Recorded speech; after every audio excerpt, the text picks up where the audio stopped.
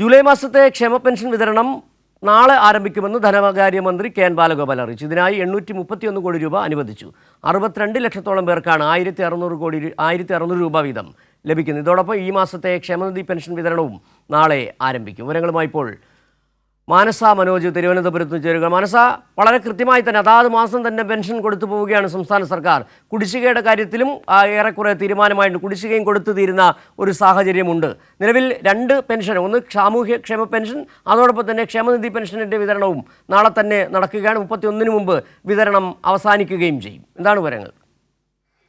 അതുതന്നെയാണ് സിജു സൂചിപ്പിച്ചതുപോലെ തന്നെ ജൂലൈ മാസത്തെ ക്ഷേമ പെൻഷൻ വിതരണമാണ് നാളെ മുതൽ ആരംഭിക്കുക എന്ന അറിയിപ്പ് നൽകിയിരിക്കുന്നത് ധനവകുപ്പ്. ഇതിനായി 831 കോടി രൂപ അനുവദിച്ച് ധനവകുപ്പ് ഉത്തരവിറങ്ങിയിട്ടുണ്ട്. 62 ലക്ഷത്തോളം പേർക്ക് 1600 രൂപ വീതം പെൻഷൻ ലഭിക്കുമെന്ന് ധനമന്ത്രി കെ എൻ ബാലഗോപാൽ ഈ വാർത്താക്കുറിപ്പിലൂടെ അറിയിച്ചിട്ടുണ്ട്. ഈ സാഹചര്യത്തിൽ നമ്മൾ എടുത്തു പറയേണ്ടത് കേന്ദ്ര സർക്കാരിൻ്റെ കടുത്ത അവഗണന തുടരുന്ന ഈ പശ്ചാത്തലത്തിലാണ് സംസ്ഥാന സർക്കാർ ഈ ക്ഷേമ പെൻഷൻ കൊടുത്തു തീർക്കുന്നത് എന്നുള്ളത് ഏറെ ശ്രദ്ധേയമാണ്. മാത്രമല്ല, കുടിശ്ശിക, ഈ കേന്ദ്ര അവഗണന കാരണം കുടിശ്ശികയായ പെൻഷനുകളൊക്കെയും ഉണ്ടായിരുന്നു. അതിലൊരു മാസത്തെ പെൻഷൻ മാത്രമാണ് ഇനി കൊടുത്തു തീർക്കാനുള്ളത്. അത് ഈ സാമ്പത്തിക വർഷം കൊടുത്തു തീർക്കുമെന്ന് തന്നെയാണ് സംസ്ഥാന സർക്കാർ അറിയിച്ചിരിക്കുന്നത്. ഏതായാലും 26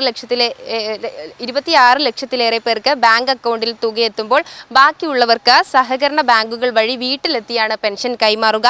8.46 ലക്ഷം പേർക്ക് ദേശീയ പെൻഷൻ പദ്ധതിയിലെ കേന്ദ്രവിഹിതം കേന്ദ്ര സർക്കാരാണ് നൽകേണ്ടത്. ഇതിനാവശ്യമായ 24.31 കോടി രൂപയും സംസ്ഥാനം മുൻകൂർ അടിസ്ഥാനത്തിൽ അനുവദിച്ചിട്ടുണ്ട്.